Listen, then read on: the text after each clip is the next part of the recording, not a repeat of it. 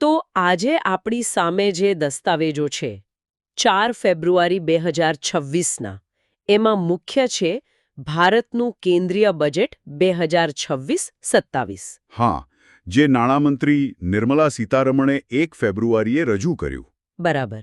અને આજે આપણો પ્રયાસ એ નથી કે આપણે માત્ર આંકડાઓની સૂકી યાદી જોઈએ. ના, બિલકુલ નહીં. આપણે એ સમજવાની કોશિશ કરીશું કે શું આ બજેટ ખરેખર વિકસિત ભારત એટ 2047 નો મજબૂત પાયો નાખી રહ્યું છે? કે પછી આ માત્ર નજીકના ભવિષ્ય માટેની જાહેરાતોનો સરવાળો છે? ચાલો આ દસ્તાવેજોમાં ઊંડા ઉતરીએ અને એમાં છુપાયેલા સંકેતોને શોધીએ. બિલકુલ. અને સરકારે આ બજેટને યુવા શક્તિ સંકલિત બજેટ જેવું એક નામ પણ આપ્યું છે. હા, મેં સાંભળ્યું. દાવો એવો છે કે ધ્યાન યુવાનો, ગરીબો અને વંચિતો પર છે. પણ જુઓ, દરેક બજેટમાં આવા દાવા તો હોય જ છે. સાચી વાત છે. આપણું કામ એ જોવાનું છે કે આ શબ્દો પાછળ ખરેખર કેટલું વજન છે અને ફાળવાયેલા રૂપિયા સાચી દિશામાં જઈ રહ્યા છે કે નહીં. તો ચાલો શરૂઆત કરીએ સૌથી મોટા આંકડાથી. બજેટનું કુલ કદ છે 53.47 લાખ કરોડ. હા. સાચું કહું તો આ આંકડો એટલો મોટો છે કે મારા મગજમાં બેસતો જ નથી. આને કોઈ સરળ રીતે સમજી શકાય? સારો સવાલ છે. કારણ કે આટલા મોટા આંકડાઓનો કોઈ અર્થ નથી હોતો જ્યાં સુધી આપણે તેને કોઈ સંદર્ભમાં ન મૂકીએ. બરાબર. ચાલો આ રીતે વિચારીએ. ભારતની કુલ વસ્તી લગભગ 140 કરોડ છે. જો આ રકમને દરેક ભારતીય નાગરિકમાં વહેંચવામાં આવે તો દરેકના ભાગે લગભગ 38,000 રૂપિયા આવે. ઓકે. આ રકમથી સરકાર આખા વર્ષ માટે દેશ ચલાવવાની છે. સેનાના પગારથી લઈને ગામડાના રસ્તા બનાવવા સુધી બધું જ. વાહ, આ રીતે જોતા ખ્યાલ આવે છે કે આ કેટલી મોટી રકમ છે. અને તમે કહ્યું કે આના 2 મુખ્ય ભાગ છે, મહેસૂલી ખર્ચ અને મૂડી ખર્ચ. આ બંને વચ્ચે શું ફરક છે? સરળ ભાષામાં કહીએ તો મહેસૂલી ખર્ચ એટલે સરકારના રોજબરોજના ખર્ચા. જેમ કે સરકારી કર્મચારીઓના પગાર, પેન્શન અને લોન પરનું વ્યાજ ચૂકવવું. આ બજેટમાં તે લગભગ 41.25 લાખ કરોડ રૂપિયા છે. અને મૂડી ખર્ચ? જ્યારે મૂડી ખર્ચ, જે આ વખતે 12.22 લાખ કરોડ છે, તે ભવિષ્ય માટેનું રોકાણ છે. રોકાણ એટલે? નવા હાઈવે, બંદરો, હોસ્પિટલો અને શાળાઓ બનાવવી. કોઈપણ દેશના લાંબા ગાળાના વિકાસ માટે આ મૂડી ખર્ચ ખૂબ જ મહત્વપૂર્ણ છે. એટલે કે આ એવું રોકાણ છે જે આવનારા વર્ષોમાં પણ વળતર આપે. બિલકુલ. સમજાઈ ગયો. તો આ પૈસા ક્યાં જઈ રહ્યા છે? મેં જોયું કે સૌથી મોટો હિસ્સો તો નાણાં મંત્રાલયને જ મળ્યો છે, લગભગ 19.72 લાખ કરોડ. હા, પણ એ આંકડો થોડો ગેરમાર્ગે દોરી શકે છે. કેમ? કારણ કે તેમાં રાજ્યોને આપવાનો હિસ્સો અને વ્યાજની ચૂકવણી જેવી મોટી રકમો સામેલ હોય છે. ખરેખર તો સંરક્ષણ, જે લગભગ 7.85 લાખ કરોડ છે, પછી માર્ગ પરિવહન 3.10 લાખ કરોડ અને રેલવે 2.81 લાખ કરોડ. આ ક્ષેત્રોમાં થયેલી ફાળવણી સરકારની પ્રાથમિકતાઓ દર્શાવે છે. રાષ્ટ્રીય સુરક્ષા અને મજબૂત ઇન્ફ્રાસ્ટ્રક્ચર. એકદમ સાચું. અને અર્થતંત્રના મોટા ચિત્ર વિશે શું? જીડીપી વૃદ્ધિ અને ખાધ જેવા ભારેખમ શબ્દોનો સામાન્ય માણસ માટે શું અર્થ થાય? જુઓ, સરકારનું અનુમાન છે કે અર્થતંત્ર 10%ના દરે વૃદ્ધિ કરશે. આમાં વાસ્તવિક વૃદ્ધિ અને મોંઘવારી બંને સામેલ છે. ઓકે. 0.3% રહેવાનો અંદાજ છે. મતલબ કે ખર્ચ હજુ પણ આવક કરતાં વધારે છે? હા. અને આ તફાવતને પહોંચી વળવા માટે સરકારે બજારમાંથી ઉધાર લેવું પડે છે. સરકારનું લાંબા ગાળાનું લક્ષ્ય આ દેવું ઘટાડવાનું છે, જે કોઈપણ દેશના આર્થિક સ્વાસ્થ્ય માટે ખૂબ જરૂરી છે. બરાબર. અહીંયા વાત ખરેખર રસપ્રદ બને છે. નાણામંત્રીએ કહ્યું કે આ બજેટ 3 કર્તવ્યોથી પ્રેરિત છે. હા. શું આ માત્ર સારા લાગતા શબ્દો છે કે પછી તેની પાછળ કોઈ નક્કર વિચારધારા છે? ના, જુઓ, આને બજેટની ફિલસૂફી કહી શકાય. એક માળખું છે. કેવું માળખું? પહેલું કર્તવ્ય છે આર્થિક વિકાસને ગતિ આપવી. બીજું છે લોકોની ક્ષમતાઓ વિકસાવવી. અને ત્રીજું છે સૌનો સાથ, સૌનો વિકાસ. બરાબર. એટલે કે વિકાસના ફળ દરેક સુધી પહોંચે. આ 3 સિદ્ધાંતોના આધારે આપણે બજેટની દરેક જાહેરાતનું મૂલ્યાંકન કરી શકીએ. તો ચાલો આ માળખા હેઠળની જાહેરાતો પર જઈએ. યુવાનો અને શિક્ષણ પર ઘણો ભાર દેખાય છે. હા, ચોક્કસ. પણ એક જાહેરાતે મારું ધ્યાન ખેંચ્યું.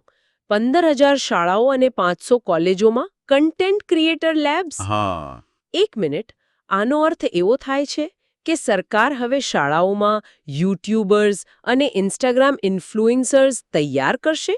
આની પાછળનો ખરો વિચાર શું છે? તમારો સવાલ એકદમ વાજબી છે. અને ના, આ માત્ર ટિકટોક વિડીયો બનાવવા માટે નથી. તો પછી આ ભારતની સોફ્ટ પાવર વધારવાની એક મોટી રણનીતિનો ભાગ છે. જેમ દક્ષિણ કોરિયાએ કે-પોપ અને કે-ડ્રામા દ્વારા પોતાની વૈશ્વિક છબી બનાવી, બરાબર. તેમ સરકાર ઈચ્છે છે કે ભારતના યુવા ક્રિએટર્સ આપણી સંસ્કૃતિ, આપણી વાર્તાઓ અને વિચારોને દુનિયાભરમાં પહોંચાડે. આ ડિજિટલ યુગમાં દેશની છબી ઘડવા માટેનું એક લાંબા ગાળાનું સાંસ્કૃતિક રોકાણ છે. આ તો ખૂબ જ રસપ્રદ દૃષ્ટિકોણ છે. અને આની સાથે જ ગેમિંગ અને એનિમેશન ક્ષેત્રમાં 20 લાખ નોકરીઓનું સર્જન. અને ગેમિંગ સ્ટાર્ટઅપ્સ માટે 10,000 કરોડનું ફંડ પણ છે. હા, શું આ લક્ષ્યાંક વાસ્તવિક છે? સંભવિતા તો ચોક્કસ છે. ભારત વિશ્વમાં સૌથી મોટા મોબાઈલ ગેમિંગ બજારોમાંનું એક છે. પણ આપણે અત્યાર સુધી માત્ર ઉપભોક્તા રહ્યા છીએ. ને માતા નહીં. બરાબર. આ ફંડનો ઉદ્દેશ્ય એ છે કે ભારતીય ડેવલપર્સ એવી ગેમ્સ બનાવે જે ભારતીય વાર્તાઓ અને પૌરાણિક કથાઓ પર આધારિત હોય. પણ પડકાર શું હશે? પડકાર એ હશે કે આ ફંડ યોગ્ય પ્રતિભાવો સુધી પહોંચે અને માત્ર અમલદારશાહીમાં અટવાઈ ન જાય. આ ટેકનોલોજી પરના ભારની સાથે પરંપરાગત જ્ઞાનને પણ સ્થાન મળ્યું છે, જેમ કે 3 નવી all India institute of Ayurveda. હા. હવે મહિલા સશક્તિકરણની વાત કરીએ. શી-માર્ટ યોજનાની જાહેરાત થઈ છે. આ યોજના કાગળ પર તો સારી લાગે છે, પણ શું આ કોઈ જૂની યોજનાનું નવું નામકરણ તો નથી ને? આશંકા ખોટી નથી. ભૂતકાળમાં મહિલા સ્વસહાય જૂથો માટે આવી ઘણી યોજનાઓ આવી છે. તો પછી આમાં નવું શું છે? જુઓ, મુખ્ય પડકાર હંમેશા લોજિસ્ટિક્સ અને બજાર સુધી પહોંચનો રહ્યો છે. મહિલાઓ ઉત્પાદનો બનાવી લે છે, પણ તેને વેચવા ક્યાં? બરાબર. આ શી-માર્ટ યોજનાની સફળતા એ વાત પર નિર્ભર રહેશે કે શું સરકાર માત્ર દુકાનો ખોલીને અટકી જાય છે કે પછી સપ્લાય ચેઇન, બ્રાન્ડિંગ અને ઓનલાઈન વેચાણ માટે એક મજબૂત ઇકોસિસ્ટમ પણ બનાવે છે. અને સરકારે આ અંગે કોઈ સ્પષ્ટ રોડમેપ આપ્યો છે? હજુ સુધી તો નહીં, જે એક ચિંતાનો વિષય છે. અને દરેક જિલ્લામાં ગર્લ્સ હોસ્ટેલ બનાવવાની વાત પણ છે. આ એક નાનું પગલું લાગે છે, પણ મને લાગે છે કે તેની અસર ઘણી મોટી હોઈ શકે છે. બિલકુલ. ઘણીવાર દીકરીઓનું શિક્ષણ એટલા માટે છૂટી જાય છે કારણ કે નજીકમાં કોલેજ નથી હોતી. અને માતા-પિતા તેમને દૂર મોકલવા તૈયાર નથી હોતા. બરાબર. સુરક્ષિત અને સસ્તી રહેવાની સુવિધા મળવાથી ઉચ્ચ શિક્ષણમાં છોકરીઓનો ડ્રોપઆઉટ રેશિયો ઘટાડવામાં ઘણી મદદ મળી શકે છે. આપણે યુવાનો અને ટેકનોલોજીની વાત કરી, પણ ભારતની વર્તમાન અર્થવ્યવસ્થાનો પાયો તો હજુ પણ ખેતી છે. સાચી વાત છે. તો સવાલ એ છે કે આ ટેક ફર્સ્ટ બજેટમાં દેશના કરોડો ખેડૂતો માટે શું છે? એક એઆઈ ટૂલ ભારત વસ્તારની જાહેરાત થઈ છે. આ એક રસપ્રદ પ્રયોગ છે. આ ટૂલનો હેતુ ખેડૂતોને તેમની સ્થાનિક ભાષામાં હવામાન, પાકની પેટર્ન અને બજાર ભાવ વિશે સચોટ માહિતી આપવાનો છે. વિચાર તો સારો છે. વિચાર સારો છે, પણ વાસ્તવિકતા એ છે કે મારા એક ખેડૂત મિત્ર હજુ પણ વરસાદ ક્યારે આવશે તે જાણવા માટે જૂના પંચાંગ પર ભરોસો રાખે છે. તેમને સ્માર્ટફોન પર એઆઈ પાસેથી સલાહ લેતા કરવા એક મોટો તકનીકી અને સાંસ્કૃતિક બદલાવ હશે. અને તેના માટે ડિજિટલ સાક્ષરતા અને સારી ઇન્ટરનેટ કનેક્ટિવિટી પણ જોઈશે. અનિવાર્ય છે. અને 6 કરોડ ખેડૂતોની જમીનની માહિતીને ડિજિટલ રજિસ્ટ્રીમાં સામેલ કરવાની વાત પણ છે. આનાથી શું ફાયદો થશે? આનાથી જમીનના વિવાદો ઘટશે અને માલિકી સ્પષ્ટ થશે. ખેડૂતો માટે બેંકમાંથી લોન લેવી સરળ બનશે. અને પીએમ કિસાન સન્માન નિધિ? એના 6,000 રૂપિયા ચાલુ રાખવામાં આવ્યા છે, જેમાં કોઈ ફેરફાર નથી. ચાલો હવે આરોગ્ય ક્ષેત્ર પર આવીએ. કેન્સરની 17 દવાઓ પરથી કસ્ટમ ડ્યુટી હટાવી દેવામાં આવી છે. આ એક એવું પગલું છે જેની સીધી અસર હજારો પરિવારો પર પડશે. ચોક્કસ. ભારતમાં કેન્સરની સારવારનો ખર્ચ ખૂબ જ વધારે છે. આ પગલાંથી કેટલીક મહત્વપૂર્ણ દવાઓની કિંમતમાં ઘટાડો થશે. અને આ સાથે બાયોફાર્મા શક્તિ સ્કીમ માટે પણ 10,000 કરોડની ફાળવણી થઈ છે. હા, અને આ એક વ્યૂહાત્મક પગલું છે. કોવિડ મહામારીએ આપણને શીખવ્યો છે કે દવાઓ અને રસીઓ માટે બીજા દેશો પર નિર્ભર રહેવું કેટલું જોખમી હોઈ શકે છે. એટલે આ યોજનાનો ઉદ્દેશ્ય ભારતને દવા સંશોધન અને ઉત્પાદનનું વૈશ્વિક હબ બનાવવાનો છે. બરાબર. જેથી આપણે આત્મનિર્ભર બની શકીએ. અને માનસિક સ્વાસ્થ્ય પર પણ ધ્યાન આપવામાં આવ્યું છે, જે સારી વાત છે.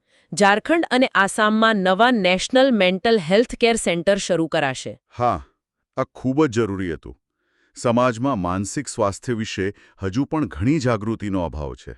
હવે એવા ક્ષેત્ર પર આવીએ જેને હંમેશા બજેટમાં સિંગફાળો મળે છે, સંરક્ષણ. હા, આ વખતે રેકોર્ડ 7.8 લાખ કરોડની ફાળવણી થઈ છે. પણ મેં દસ્તાવેજોમાં વાંચ્યું કે આમાંથી 68% રકમ તો માત્ર પગાર અને પેન્શનમાં જ જાય છે. તો શું આધુનિકીકરણ માટે ખરેખર પૂરતા પૈસા બચ્યા છે? શું આ હેડલાઇન આંકડો થોડો ગેરમાર્ગે દોરનારો નથી? તમે એકદમ સાચા મુદ્દા પર આંગળી મૂકી છે. આ એક મોટો પડકાર છે. કેમ? જેમ જેમ આપણી સેના મોટી થાય છે, તેમ તેમ પગાર અને પેન્શનનો બોજ પણ વધે છે. બાકી બચેલી રકમમાંથી જ નવા વિમાનો, સબમરીન અને અન્ય આધુનિક હથિયારો ખરીદવાના હોય છે. તો સરકાર આ માટે શું કરી રહી છે? સરકાર મેક ઇન ઇન્ડિયા દ્વારા દેશમાં જ હથિયારોના ઉત્પાદનને પ્રોત્સાહન આપીને આ ખર્ચ ઘટાડવાનો પ્રયાસ કરી રહી છે. પણ તે એક લાંબી પ્રક્રિયા છે. તેથી હા, હેડલાઇન આંકડો પ્રભાવશાળી લાગે છે, પણ વાસ્તવિકતા વધુ જટિલ છે. ઇન્ફ્રાસ્ટ્રક્ચર માટે પણ 12.2 લાખ કરોડ જેવી મોટી રકમ છે, જેમાં 7 નવા હાઈસ્પીડ રેલ કોરિડોરની વાત છે. આ સાંભળીને તો ઉત્સાહ થાય છે, પણ આ પ્રોજેક્ટ્સ ક્યારે પૂરા થશે? બરાબર. જુઓ, હાઈસ્પીડ રેલ જેવા પ્રોજેક્ટ્સમાં જમીન સંપાદન સૌથી મોટો પડકાર હોય છે, અને તેમાં વર્ષો લાગી જાય છે. એટલે જાહેરાત કરવી એ એક વાત છે, અને તેને જમીન પર ઉતારવી એ બીજી. બિલકુલ. જોકે આ જાહેરાતો રોકાણકારોને એક સકારાત્મક સંકેત આપે છે. હવે ઉત્પાદન અને ઉદ્યોગની વાત કરીએ. ભારત સેમિકન્ડક્ટર મિશન 2.0 અને ડેડિકેટેડ રેર અર્થ કોરિડોર્સ. આ શબ્દો ખૂબ જ ટેકનિકલ લાગે છે. આનો અર્થ શું છે? આ બંને જાહેરાતો ખૂબ જ મહત્વપૂર્ણ છે. સેમિકન્ડક્ટર એ ચિપ્સ છે જે તમારા ફોનથી લઈને કાર અને મિસાઇલ સુધી દરેક ઇલેક્ટ્રોનિક વસ્તુનું મગજ છે. ઓકે. અત્યાર સુધી વિશ્વ આ માટે તાઇવાન અને ચીન જેવા કેટલાક દેશો પર નિર્ભર છે. આ મિશનનો હેતુ ભારતમાં જ ચિપનું ઉત્પાદન શરૂ કરવાનો છે. તો આનો અર્થ એ થયો કે આ બધું આપણા ફોન સસ્તા કરવા માટે નથી, ના, પણ દેશને સુરક્ષિત કરવા માટે છે. બરાબર. આ માત્ર આર્થિક નહીં, પણ રાષ્ટ્રીય સુરક્ષાની દ્રષ્ટિએ પણ અત્યંત જરૂરી છે. અને રેર અર્થ મિનરલ્સ? એ જ રીતે રેર અર્થ મિનરલ્સ એવા ખનિજો છે જે ઇલેક્ટ્રિક વાહનોની બેટરી અને અન્ય હાઈટેક ઉપકરણો માટે જરૂરી છે. હાલમાં આ બજાર પર ચીનનો લગભગ સંપૂર્ણ કબજો છે. તો આ કોરિડોર્સ બનાવીને ભારત આ ક્ષેત્રમાં ચીન પરની નિર્ભરતા ઘટાડવા માંગે છે. હા, અને આ વૈશ્વિક સપ્લાય ચેઇનમાં ભારતની સ્થિતિ મજબૂત કરવા માટેના લાંબા ગાળાના વ્યૂહાત્મક પગલાં છે. અને પર્યાવરણ માટે કાર્બન કેપ્ચર ટેકનોલોજીમાં 20,000 કરોડનું રોકાણ. આ શું છે? આ એક એવી ટેકનોલોજી છે જે ફેક્ટરીઓમાંથી નીકળતા કાર્બન ડાયોક્સાઇડને હવામાં ભળતો અટકાવે છે અને તેને પકડીને જમીનમાં સંગ્રહ કરી લે છે. વાહ! આ ક્લીન એનર્જી તરફનું એક મોટું પગલું છે, જે દર્શાવે છે કે સરકાર આર્થિક વિકાસની સાથે પર્યાવરણની ચિંતા પણ કરી રહી છે. તો આ બધી ચર્ચા પછી આપણે આપણા મૂળ સવાલ પર પાછા આવીએ. આ બધાનો અર્થ શું છે? સ્પષ્ટપણે આ બજેટ ભવિષ્યલક્ષી ક્ષેત્રો જેવા કે આર્ટિફિશિયલ ઇન્ટેલિજન્સ, સેમિકન્ડક્ટર્સ અને ગ્રીન એનર્જી પર મોટો દાવ લગાવી રહ્યું છે. તે એક એવા ભારતની કલ્પના કરે છે જે ટેકનોલોજીમાં અગ્રેસર હોય અને વૈશ્વિક સપ્લાય ચેઇનનો મહત્વપૂર્ણ હિસ્સો હોય. સાથે સાથે યુવાનો, મહિલાઓ અને ખેડૂતો જેવા પરંપરાગત ક્ષેત્રો પર પણ ધ્યાન આપવાનો પ્રયાસ કર્યો છે. આ SFDR technology, solid fuel ducted ramjet, આમ આ નામ જ સાંભળવામાં કોઈ વિજ્ઞાન કથા જેવું લાગે છે. હા, નામ જેટલું જટિલ છે તેની પાછળનો સિદ્ધાંત એટલો જ ક્રાંતિકારી છે. એટલે આ ખરેખર છે શું, અને ભારત માટે આટલું મોટું પગલું કેમ ગણાય? જો સરળ શબ્દોમાં કહીએ તો આ એક એવી મિસાઇલ ટેકનોલોજી છે જે ઉડતી વખતે હવામાંથી જ ઓક્સિજન વાપરે છે. મોટાભાગની મિસાઇલોને પોતાની સાથે બળતણ અને પેલું ઓક્સિડાઇઝર બંને લઈ જવા પડે છે. અચ્છા. SFDRને ઓક્સિજનનો જથ્થો સાથે રાખવાની જરૂર નથી, એટલે એ જગ્યાનો ઉપયોગ વધુ બળતણ અથવા વધુ વિસ્ફોટકો માટે કરી શકાય છે. બરાબર, એકદમ સાચું. તો આનો અસલી અર્થ એ થયો કે ભારત તેના વર્તમાન લોન્ચ પ્લેટફોર્મ્સ જેમ કે આપણા લડાકુ વિમાનો તેના પરથી જ વધુ લાંબા અંતરની મિસાઇલ્સ લોન્ચ કરી શકશે. તમે એકદમ સાચો મુદ્દો પકડો છે. આ ટેકનોલોજી ભારતને 350 કિલોમીટરથી વધુની રેન્જવાળી એર ટુ એર મિસાઇલ બનાવવાની ક્ષમતા આપે છે. 350 કિલોમીટર? હા, એટલે કે દુશ્મન વિમાનો આપણા હવાઈ ક્ષેત્રમાં પ્રવેશે એ પહેલા જ તેમને નિશાન બનાવી શકાય. આ એક મોટી વ્યૂહાત્મક બઢત છે. આ તો થઈ સ્વદેશી ટેકનોલોજીની વાત. પણ સાથે સાથે આસામમાં કિર્ગિસ્તાન સાથે ખંજર નામની સૈન્ય કવાયત પણ ચાલી રહી છે. શું આ બંને અલગ અલગ વ્યૂહરચના છે? ના, તે સંપૂર્ણપણે એકબીજાની પૂરક છે. જુઓ, SFDR આપણી આત્મનિર્ભરતા અને ટેકનોલોજીકલ શ્રેષ્ઠતા બતાવે છે, જ્યારે ખંજર જેવી કવાયતો અને પેલી તાન્ઝાનિયા સાથેની સંરક્ષણ બેઠક હા, એ મિત્રો દેશો સાથે મળીને આતંકવાદ અને સાયબર હુમલા જેવા આધુનિક ખતરાઓનો સામનો કરવાની સહિયારી ક્ષમતા વિકસાવે છે. બરાબર. એટલે એક પોતાની શક્તિ અને બીજી મિત્રો સાથેની શક્તિ. ચોક્કસ, બંને જરૂરી છે. તો આ થઈ દેશની બાહ્ય સુરક્ષા ક્ષમતાની વાત, પણ દેશની અંદરની ક્ષમતાઓ પણ એટલી જ મહત્વની છે ને? સાચી વાત છે.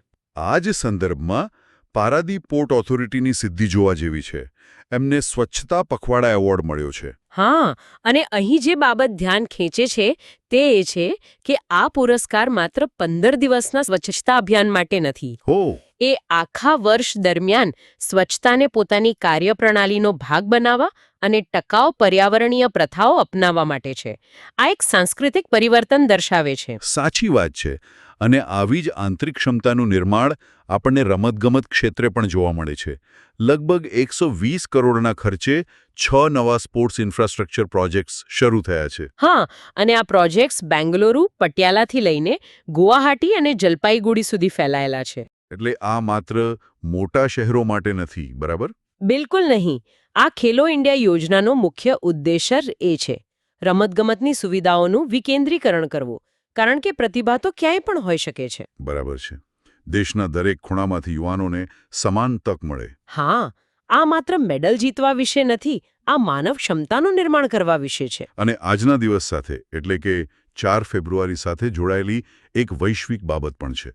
વિશ્વ કેન્સર દિવસ. હા, જેની આ વર્ષથી લઈને 2027 સુધીની થીમ યુનાઇટેડ બાય યુનિક રાખવામાં આવી છે. આ પણ એક રીતે જોઈએ તો ક્ષમતા નિર્માણનો જ એક ભાગ છે. વૈશ્વિક સ્તરે આરોગ્ય પ્રણાલીઓની ક્ષમતા વધારવી, જાગૃતિ ફેલાવવી.